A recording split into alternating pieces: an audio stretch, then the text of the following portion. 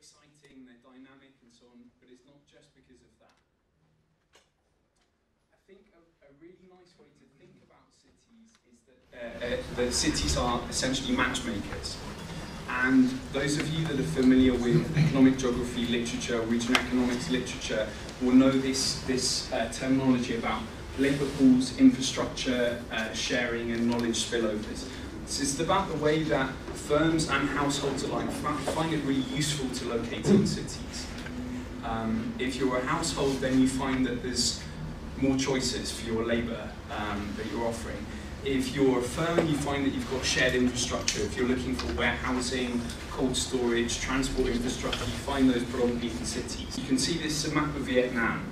On the left, you've got numbers of poor people, and this is in 1999, and this is in 2009. So you can see if you just looked at numbers of poor people, you see them clustered in cities. This is where Hanoi is at the top, and this is where Ho Chi Minh City is at the bottom. So if you just look at numbers of poor people, you might think our cities are a magnet for poor people and we've got a real poverty problem in cities. But what you notice over time between 1999 and 2009 is that the numbers of poor people in cities has greatly declined. And actually it's stayed relatively constant in the rural areas. If you also look at poverty rate, you can see it's actually much lower in the cities, and it got lower over time. So you can see the same two areas there. So you could say cities have been driving poverty reduction. So I don't know if I've made my case yet, but this is about what you would expect from cities. So for firms, agglomeration economies, you get market size, productivity, learning spillovers. So essentially cities are providing efficiency. And then for households, you can talk about access to opportunities, amenities and services. So this is about cities being kind of kind. We were told not to use clip art, but I couldn't resist that. So, what does this mean for us? And by us, I mean, I guess, development practitioners, market systems professionals, and so on. So this is where I go on to what we actually found in our research work. So number one, this doesn't necessarily mean leaving markets to run themselves. So you have often found in the most successful cities around the world strategic interventions. Secondly, a growth coalition. So you often find that there are coordination failures in markets, and you have coordinated action that can solve that, whether it's through providing shared services, club goods, other kinds of coordinated action, lobbying and so on. And then you do need planning and implementation. So it's not just leaving things to their own devices, you need a concerted effort. So I know that people are going to kind of argue a lot, claim a lot of things over the next few days, but I'm going to present some of the evidence that we base this on. It's found in much more eloquent language in a report which is available on the internet. I'll leave the web address up there at the end. So we looked at data on 750 cities worldwide. It's a data set on the biggest 750 cities in the world. But I will try and kind of transpose this also to smaller cities. We did 6 case studies. So we did one in each region of the world, one in Africa, one in Latin America, one in Asia, and so on. We looked at secondary literature because there's a huge amount, and we did some firm level econometrics. And we had a lot of conversations about it. So, a few things to point out first. So number one, I think as we know, cities are where most GDP is located. So this is a map of GDP per kilometre that you might have seen before. South Korea at the top left, Japan at the top right, and the US. So you're going to notice a few things. One, as one of Shawn's colleagues said to me, you can't spread economic development like butter across the economic landscape. It's always going to be lumpy, no matter how much you heat it up and so on. So it's always going to be lumpy, and those lumps will be in cities. Secondly, you might notice the lumps are of different sizes. So you get different heights of these peaks. So cities perform really differently. Some cities perform superbly, and we know about most of them. And some cities are less highly performing. So when we looked at what the data showed, and this is for jobs, GDP, and household income, we saw a huge variation in how well cities are performing around the world. So this is the minimum and the maximum annual growth in jobs, the minimum and the maximum annual growth in GDP, and the minimum and the maximum annual growth in household disposable income. So huge variation even within cities, which shows that there's a lot of room for improvement. When we tried to quantify this, we found that if the average city, so your typical city, was performing at the level of the best 10% of cities, you would create about 19 million more jobs per year. So if we're thinking about scale, this is quite a good way to get scale if you're working in cities. I'm aware that that this is sort of a lot of information to present at once, so I wanted also to talk about a particular case that we looked at. So this case is in Turkey. It's in a city in eastern Turkey called Gaziantep, which many of you have probably heard of now because there's a huge number of refugees there, about 300,000 refugees or more from Syria. But it was also famous in Turkey before that because the carpets that you see on the floor in most conference centres or hotels, these people have managed to produce about 60% of all exported machine-made carpets in the world, which is pretty amazing. So when you look at this on paper, you wouldn't necessarily know that. I mean, it's close to the Syrian border. It's in a very dry landscape. It's not a port city. It has a relatively low-skilled population, and there are no high-tech clusters. So there's no sort of ICT, nanotechnology, biotech clusters. So if you were going there as a development practitioner or as a public policy maker, what would you do? Where would you start? Actually, I wanted to turn this over to the audience. Is that fine? I don't know if anyone wants to volunteer. What would you in particular, what would you start with? What are the assets? What do they have there? Right. Okay. What do they have there? Tell us. So they've got, they have a lot of pistachio nuts in the surrounding area, and they have a big trade route of carpets and shoes that's going through Gaziantep. So from Syria and Iraq and up towards Europe, and also goods coming the other way as well. Alison. I'd get together a bunch of people who live and work there and are involved in making decisions, policy decisions, and involved in trying to do business. And I would facilitate some time with them, so create a space for them, right, to see what could come out of those engagements and those discussions. Because I would be very scared and very nervous of trying to jump into that context, right, and setting up a pistachio nut processing something or other. Yeah. Okay. Anyone else? Okay. So the nice news is that most of us have the right answers, because this is pretty much exactly what they did on both counts. So they started with what they had, which was this trade route, and they figured out in sector associations, they have a carpet association, footwear association, and so on. What could they do to really capitalize on this? So they managed to move. They were a kind of town of traders, and they managed to move into production somehow. So this was partly on the assets that they had. So if you go pretty much anywhere in Turkey, you find that the best possible baklava that you can buy is often from Gaziantep with pistachios. And I don't know where this particular carpet comes from, but it's almost likely that it has something to do with Gaziantep. So I'll go into a bit more detail about the who in a minute, but they certainly started with the assets that they have. So this is one of the carpet factories, which is, as you can see, is on a pretty big scale. I mean, this is not like a livelihoods project. This is big business, and a lot of jobs created.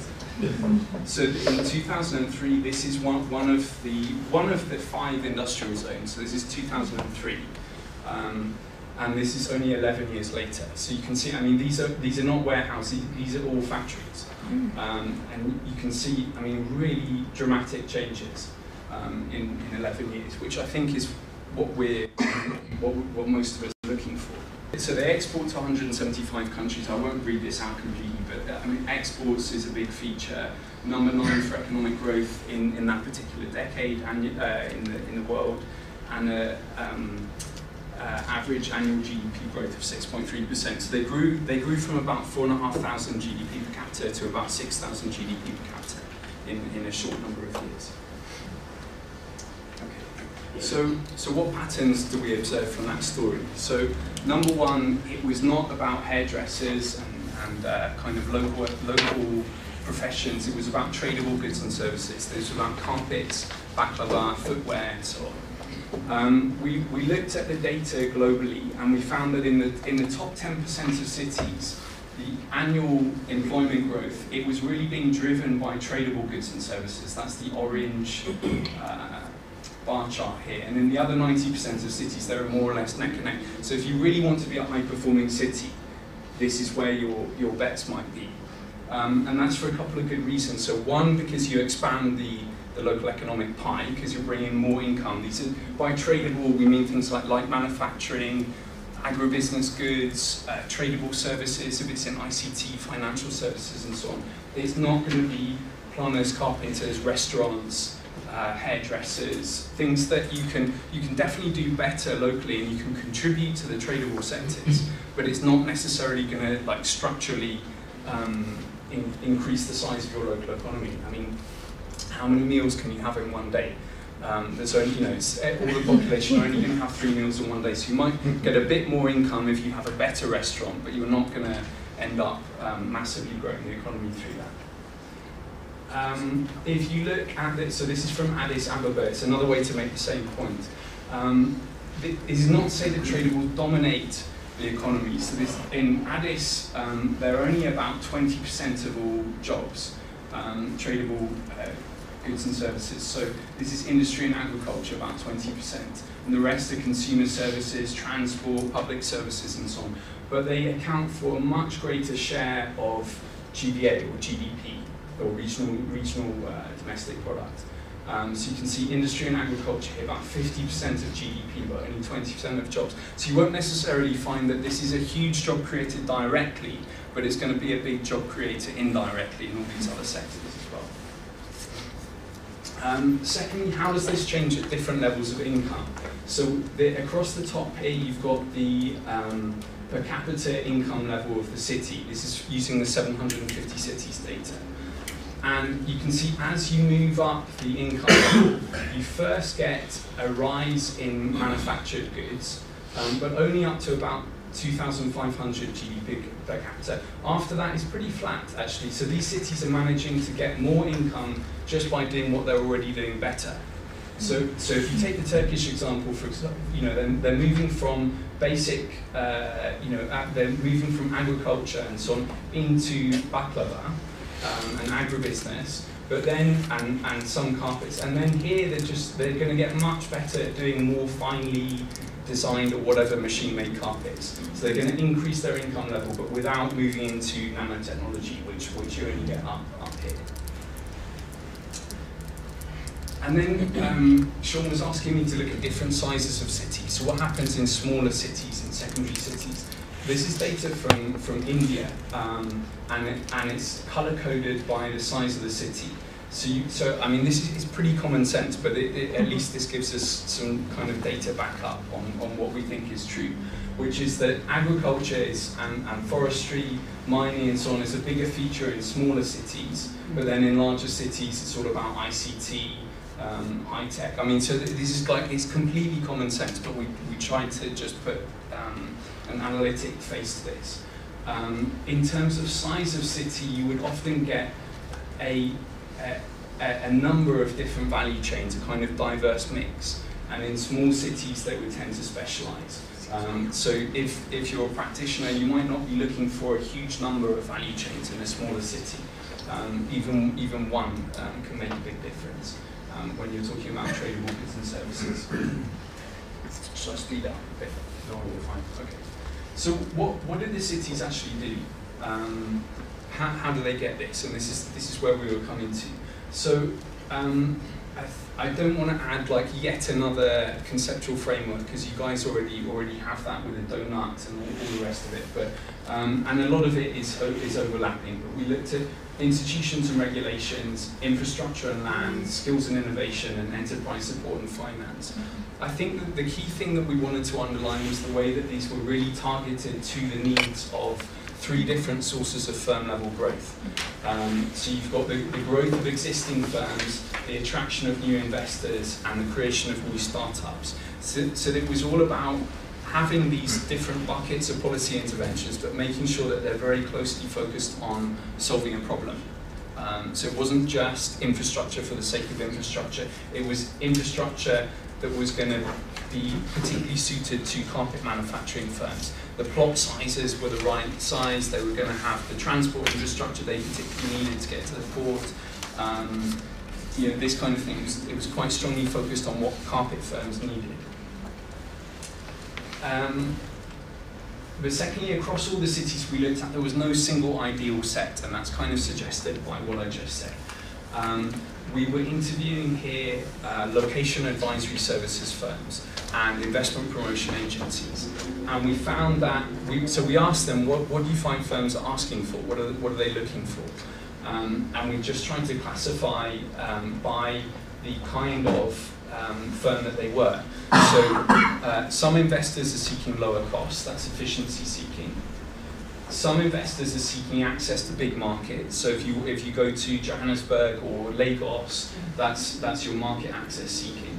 Some investors are seeking strategic assets. So they care about the forest that's nearby, or the pistachio nuts, or and others are looking at resources, so mining and so on. And you can see that their needs, we're just trying to classify them. I don't want to go into too much detail here, but of course they vary. So this is again about making sure that whatever we do is geared to where the opportunities are. And within that, there are only a few that a city, policymakers in a city can actually influence, which might be city image, your responsive investment promotion agency, your institutional regulatory environment, your infrastructure availability of land, and sometimes fiscal incentives. As I alluded to, so some of these are industry specific and some of them are economy wide. So I work at the World Bank, where we have this ferocious and quite tedious debate about which one is better. So is it, Washington consensus and you just do your basic framework and everything else happens naturally, or do you have to pick winners or other heretical terms that people use? And people get very excited and cross with each other and upset and so on, but we were finding that cities did both. It doesn't need to be a dichotomy.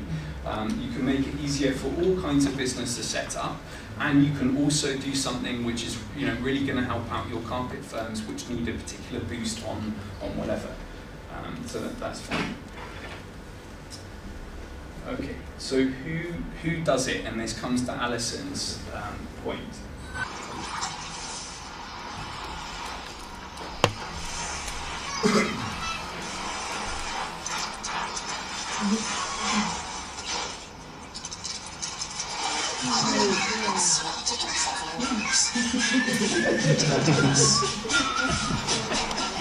Kind of industrial champions. And these were sort of highly respected individuals. There was the chairman of one of the big holding companies that was trying to push this forward. They were very fortunate on this side, I have to say, because he was so successful. He didn't, it was hard for him to be any more successful. It's one of the largest firms in Turkey. But he was integral to have like a leading individual to push things forward. They had lots of groups of local firms and also the two business chambers, Chamber of Trade and Chamber of Commerce. And then they had the municipality and then the city council that I mentioned with 300 delegates. There were loads of people involved. This was really like a model kind of public-private growth coalition, which we've written up into a case study. And I think is fascinating myself. I'd never seen anything so sophisticated, but it seemed to be at the core of what they did. And if you talk to anyone else in Turkey about Gaziantep, they will say stuff like, oh yeah, it's amazing what these, they all talk with one mind when they come here, they're all from different businesses, but they're lobbying for the same thing. There's something in the air, there's a culture of entrepreneurship, there's all these sort of mythical things about the city. But I thought it was rooted in this institutional structure, which means people are talking to each other. And I don't want to provoke Shawn too much, but this is one of the fascinating things for me working in South Africa, where you often have a lot of people talking to each other, but somehow it just is not binding together, and people still working at cross purposes and doing, contradictory things. Okay, great. So I'm going to close actually in much less than 5 minutes. So who does it? This is like a very simple way of thinking about it. But these 4 things that I talked about: institutions and regulations, infrastructure and land, skills and innovation, enterprise support and finance. It's not about just getting everyone in a big room and deciding what's going to happen. Obviously, you will need some kind of structuring of the debate and who's going to do what and so on. And you will often find, after you've thought about what the national government can do, tax reform and all the rest of it, what the city government can do if it's about registering property and construction permits and so on, what the private sector can do, whether it's about, I don't know what they would do on the institutional and regulatory side, probably lobbying and sector associations and so on. There's often stuff that's left over, and that can be a key role for us sometimes. So either we work with these people to do what they're doing better, or we'll see kind of missing bits, and that can be a big role for us. And then lastly, so how to get it done? These are a few quotes from the people that we talked to along the way.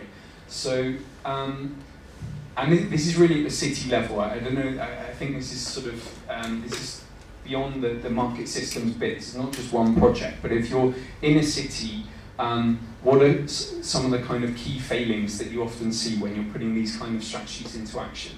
So one, that there's a big fractionalization of the effort across different line ministries. You wouldn't have a combined strategy. 2, that there's a huge wish list of what the city needs, and no one's actually gone through and prioritized it. So people are saying we need 2 to 3 focused areas rather than a wish list. This often happens when you're in a city. Very complex, lots of different value chains, and there needs to be some prioritization. And lastly, management issues. So almost every city has a glossy strategy and a vision and so on, but very few have converted it into kind of systematic action. So that's about all the things that we're familiar with: tracking, performance management, accountability, midterm reviews, recognizing failure, adjusting and so on, and only a few cities are really doing this well. China is a really good example of this. And they have a structure which I don't have time to go into, but they call it leading groups, and these are people drawn from lots of ministries in a particular city or departments that meet together, and they have a very structured and regular process for assessing progress and then making mid-course corrections. Is that in a way it's not rocket science at all, but it's just that very few people actually do it. Everyone writes that they're going to do it, and then very few people do it. So last slide, what does this mean for us? I mentioned about strategic interventions. So these are some of the things that I said that cities were doing: institutions and regulations, infrastructure and land, skills and so on. I mentioned the growth coalition. So this was the champions, the firms, the municipality, the city council, the public-private coalition and so on. And I talked about planning and implementation, so not just leaving things to take their own course, that you have to take a very strategic look. So I think probably some of this is hidden in the donut guide and the other things that I've started reading. So again, I don't think much of this will be new, but it was striking that we found it when we looked at the evidence. So thinking about firms' needs in particular, when you're doing strategic interventions, start with the needs of firms. What's the competitive proposition? What markets are they selling to? Is it realistic for them to get into these particular products? Where are their competitors coming from? What's going to sustain their competitiveness? So really going to the firm level about their needs. Creating a shared analysis and planning to engage with problems and opportunities. So this is part of the diagnostic and planning exercise. Secondly, structured dialogue. So not just about talking, but about having informed conversations. When the Carpet Association got together, they weren't ideologically sort of evangelical about where they could go with carpets, but they looked at where their competitors were. They tried to suck in firms from other cities in Turkey. They have, I think it's called, I can't remember the name, but they started a trade fair in carpets and so on. So it was sort of a structured approach. And then finally, planning and implementation. So the things that I just mentioned. So that's we've got a few background papers and the main report up there. Yeah, happy to answer any questions at the end. I think I've passed straight to Shawn at this stage. Sure.